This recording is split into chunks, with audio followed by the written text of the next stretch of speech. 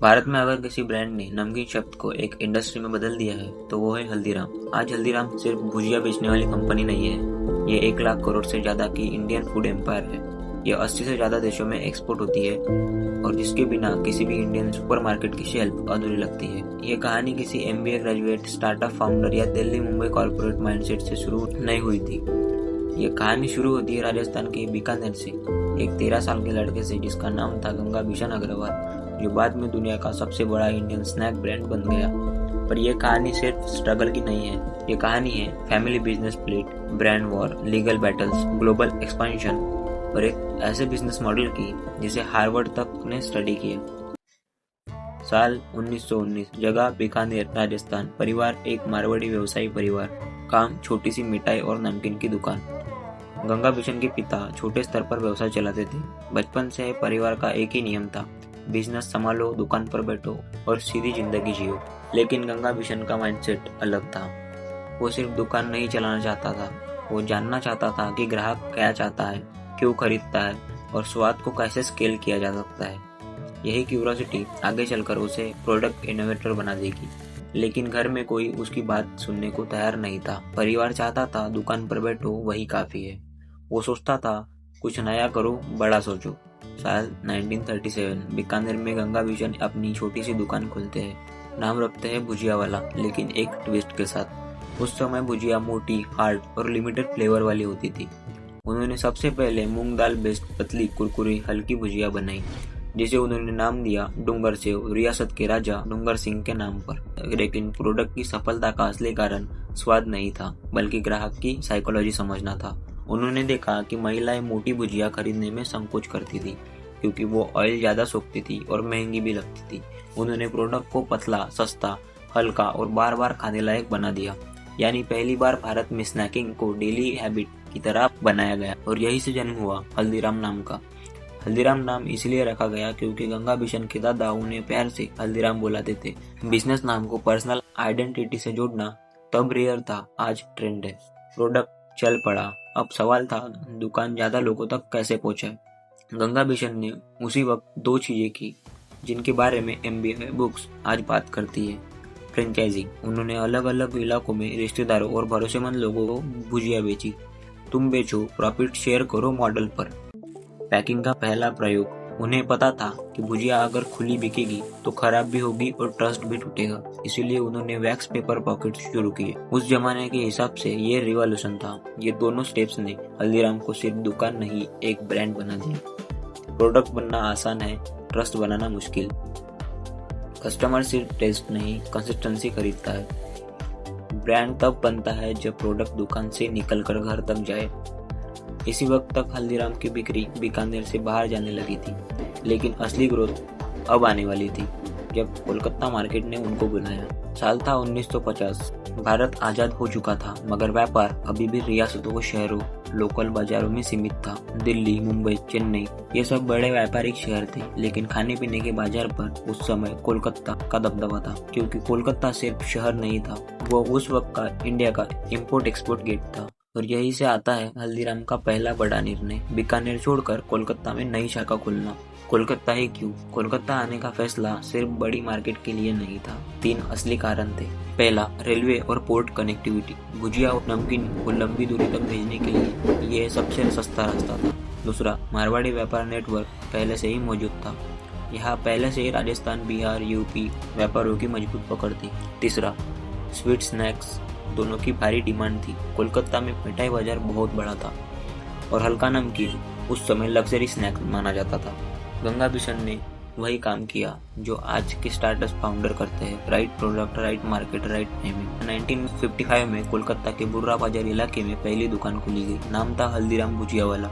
यहाँ एक और फैक्ट समझो, हल्दीराम नाम जब बीकानेर में था तो वो बस एक व्यक्ति का नाम था, लेकिन कोलकाता में वही नाम ब्रांड बन रहा था। यानी पहली बार इंडिया में पर्सनल ब्रांडिंग बिजनेस ब्रांडिंग में बदल रही थी। बीकानेर में हल्दीराम सिर्फ भुजिया बेच रहा था। कोलकाता आने के बाद पहली बार उन्होंने ये फैसला लिया, अगर स्वाद सिर्फ नमकीन में सीमित रहेगा तो व्यापार भी सीमित रहेगा। यही से शुरू हुई रसगुल्ला, सोन पापड़ी, काजू रोल, बेसन लड्डू, फरसान और मिक्सचर। यानी हल्दीराम अब सिर्फ स्नैक ब्रांड नहीं था, फूड ब्रांड बन रहा था। कोलकाता ब्रांच की पूरी जिम्मेदारी दी गई गंगा मिशन के बेटे शिव किशन अग्रवाल को, और इसी फैसले ने आने वाले समय में हल्दीराम बिजनेस को 3 हिस्सों में विभाजित करने की शुरुआत कर दी। लेकिन उस पर बात हम आगे करेंगे। भुजिया और मिठाई दोनों लाइनें सफल। हल्दीराम भुजिया वाला अब ईस्ट इंडिया का जाना पहचाना नाम। रेवेन्यू लगातार बढ़ रहा था। पहली बार हल्दीराम ने रिटेल प्लस होलसेल दोनों मॉडल को एक साथ चलाया। बीकानेर और कोलकाता 2 मजबूत बन चुके थे और इस समय दुनिया में एक ट्रेंड शुरू हो चुका था, पैकेज फूड इंडस्ट्री। हल्दीराम ने इसे भी मिस नहीं किया। 1940s में स्टैंडर्डाइजेशन, 1950s में एक्सपांशन, 1960s में डाइवर्सिफिकेशन और 1970s में package and shelf life research. यानी हल्दीराम ने हर दशक में नया इनोवेशन किया, बिना MBA, बिना इन्वेस्टर, बिना स्टार्टअप स्टैक के। और अब कहानी यहाँ आगे बढ़ती है नागपुर की तरफ, यानी Haldiram third branch, Haldiram Nagpur group, जो आगे चलकर सबसे बड़ा हिस्सा बनेगा। 1960s के आखिरी सालों में हल्दीराम बीकानेर और कोलकाता दोनों जगह जम चुका था। बिजनेस अच्छा चल रहा था, लेकिन एक बहुत बड़ा सवाल सामने था। अगर हल्दीराम एक दिन पूरा भारत कवर करना चाहता है तो भुजिया और मिठाई सिर्फ दुकान पर नहीं बन सकती, इन्हें फैक्ट्री में बनाना पड़ेगा। यानी retail model industrial mass production model में शिफ्ट। और इस ट्रांसफॉर्मेशन के लिए सबसे सही शहर चुना गया नागपुर। नागपुर ही क्यों? इंडिया का सेंटर पॉइंट। नागपुर भारत के बीचों बीच है। इसका मतलब लॉजिस्टिक कॉस्ट सबसे कम, dry climate, perfect for snack manufacturing. Bhujia और नमकीन में नमी सबसे बड़ा दुश्मन है। नागपुर का मौसम आइडियल था। रिटेल कनेक्टिविटी, पूरे राष्ट्र में सप्लाई आसान, दिल्ली, मुंबई, कोलकाता, साउथ, चारों तरफ ट्रेन मार्ग से पहुंचना आसान था। लैंड सस्ती, लेबर सस्ता, ये फैक्टर ने प्रोडक्शन को कॉस्ट इफेक्टिव बनाया। यानी नागपुर को चुना गया प्रोडक्ट के लिए नहीं, डिस्ट्रीब्यूशन स्ट्रेटेजी के लिए। इस ब्रांड की जिम्मेदारी दी गई शिव किशन अग्रवाल के बेटे प्यारेलाल अग्रवाल को। यही वो परिवार है जो आगे चलकर भारत का सबसे बड़ा हल्दीराम ग्रुप बनेगा। इसी नागपुर में पहली बार भुजिया मशीनों में बड़े पैमाने पर बनने लगी। पहली बार automated mixing, frying and packaging system लाया गया। हल्दीराम ने इंडस्ट्रियल किचन मॉडल बना दिया, जो आज भी भारत में स्नैक इंडस्ट्री का आधार है। 1970s में इंडिया में प्रिंटेड प्लास्टिक पैकेजिंग मौजूद नहीं थी। स्नैक ब्रांड खुले में बेचे जाते या ब्राउन पेपर में पैक होते। हल्दीराम ने पहली बार कस्टम प्रिंटेड पैकेट्स बनवाए। ब्रांड नेम, प्राइस, वेट, लोगो, ये सब पॉकेट पर लिखा जाने लगा। इसका असर, प्रोडक्ट लोकल नहीं रहा, ब्रांड बन गया। शेल्फ लाइफ बढ़ी, अब महीनों तक प्रोडक्ट सेल हो सकता था। दुकानदार को बिना प्रोडक्ट समझाए पैकेट खुद बोलता था। एक्सपोर्ट का रास्ता खुल गया। इस मूव ने आगे जाकर हल्दीराम को वॉलमार्ट, टेस्को, कैरेफोर जैसे स्टोर्स तक पहुंचाया। बट यहाँ से शुरू हुई फैमिली स्प्लिट की सीड्स। अब हल्दीराम के 3 बड़े सेंटर थे, Bikaner, original place, Kolkata, east India market, Nagpur, central waste India mass production hub. और इनके मालिक 3 अलग अलग परिवार शाखाएं बन गए। उस समय तक कोई लीगल अग्रीमेंट नहीं था, कोई ट्रेडमार्क डिवीजन नहीं था, कोई ब्रांड अथॉरिटी नहीं थी। मतलब ब्रांड बढ़ रहा था और ओनरशिप बिखर रही थी। यही आगे जाकर हल्दीराम को 3 हिस्सों में बांट देगा, हल्दीराम दिल्ली, हल्दीराम कोलकाता, हल्दीराम नागपुर। लेकिन ये स्प्लिट कब और कैसे हुआ, उस पर हम आगे आएंगे। रिजल्ट, नागपुर ने प्रोडक्शन डिस्ट्रीब्यूशन मॉडल बदल दिया। ब्रांड वैल्यू तेजी से बढ़ी। पहली बार स्नैक एक्सपोर्ट करने की कैपेबिलिटी बनी। हल्दीराम अब सिर्फ भुजिया वाला नहीं, फूड इंडस्ट्री लीडर बन रहा था। और अब कहानी यहाँ से जाती है दिल्ली की तरफ। अब अगला लक्ष्य था नॉर्थ इंडिया की कैपिटल मार्केट। 1980 का दशक, भारत में मिडिल क्लास बढ़ रहा था और नई आदतें बन रही थी। घर के बाहर खाना, पॉकेट वाले स्नैक्स खरीदना, ब्रांडेड फूड पर भरोसा बढ़ना। और इसी बदलती जनरेशन को देखकर हल्दीराम ने फैसला लिया, अगर ब्रांड को नेक्स्ट लेवल पर ले जाना है तो सिर्फ नमकीन बेचना काफी नहीं होगा, हमें पूरे एक्सपीरियंस को बेचना होगा। यानी सिर्फ प्रोडक्ट नहीं, प्लेस, प्रेजेंटेशन, सर्विस भी। और इसके लिए चुना गया शहर दिल्ली। दिल्ली ही क्यों? इंडिया का political economic centre. North India में ब्रांड विजिबिलिटी सबसे तेज, international tourist, business crowd, high purchasing power वाला market place, Punjabi and North Indian food culture, sweets, chaat, snack का परफेक्ट मिक्स।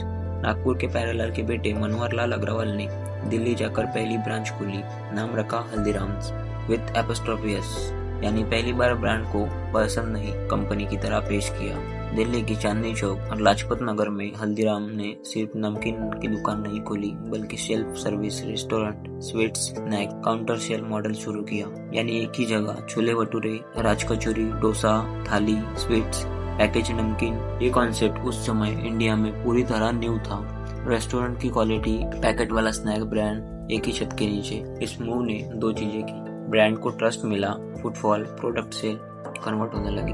अब पहली बार हल्दीराम ने 3 तरीके का बिजनेस चलाया। Model purpose, retail restaurant brand experience, family customer, sweet shop counter, seasonal premium sale, package namkeen distribution mass, market and export. यानी अब Haldiram street snacks brand नहीं, प्योर मिठाई शॉप नहीं, सिर्फ फैक्ट्री ब्रांड नहीं, एक मल्टी कैटेगरी फूड एम्पायर बन रहा था। जैसे जैसे एक्सपेंशन बढ़ा, एक इम्पोर्टेंट इशू सामने आया। एक ही नाम हल्दीराम 3 अलग अलग परिवार चला रहे थे, तो ट्रेडमार्क किसके पास है? इसी वजह से 1980s में ब्रांड को 3 हिस्सों में ऑफिशियली बांटा गया। Delhi north India Haldirams Manoharlal group, Nagpur west central India Haldiram food Shivkishan parallel group, Kolkata east India Haldiram Bhujiawala Shivkishan Kolkata line.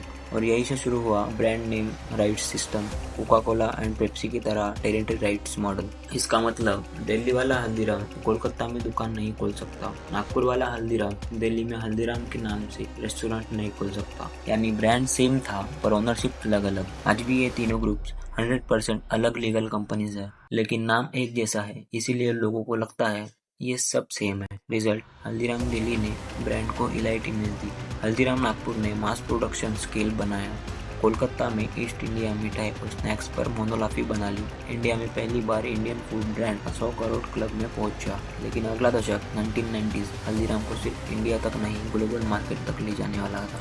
1990s तक हल्दीराम भारत लेवल ब्रांड बन गया था, लेकिन 2000s के बाद स्टोरी का एंगल चेंज हो गया। अब सवाल ये नहीं था कि हल्दीराम सरवाइव करेगा या नहीं, सवाल ये था हल्दीराम दुनिया पर कब राज करेगा। हल्दीराम ने ग्लोबल टेस्ट समझने के लिए इंडियन डिस्पोरा को टारगेट किया। दुबई, यूएस, कनाडा, ऑस्ट्रेलिया, जहां इंडियंस थे वहां हल्दीराम का टेस्ट पहुंचाया। क्योंकि जब एक एनआरआई इंडिया से 10,000 किलोमीटर दूर होता है तो उसके लिए भुजिया सिर्फ एक स्नैक नहीं, नॉस्टैल्जिया होता है। आज हल्दीराम के प्रोडक्ट्स दुनिया के 80+ कंट्रीज में बिकते हैं। उनका सपना 500+ प्रोडक्ट ग्लोबल फूड एम्पायर में बदल चुका है। एक छोटे से हलवाई ने सोचा भी नहीं होगा कि उसकी तली हुई भुजिया एक दिन भारत से निकलकर दुनिया की थालियों तक जाएगी। हल्दीराम सिर्फ एक ब्रांड नहीं, एक प्रूफ है कि भारतीय स्वाद को रोका नहीं जा सकता। विदेशी कंपनी भारत में आकर अपना एम्पायर बनाती है, वैसे ही एक भारतीय नमकीन ब्रांड दुनिया में जाकर रिवर्स कॉलोनाइजेशन टेस्ट कर रहा है। हल्दीराम एक नमकीन नहीं है, यह एक रिमाइंडर है।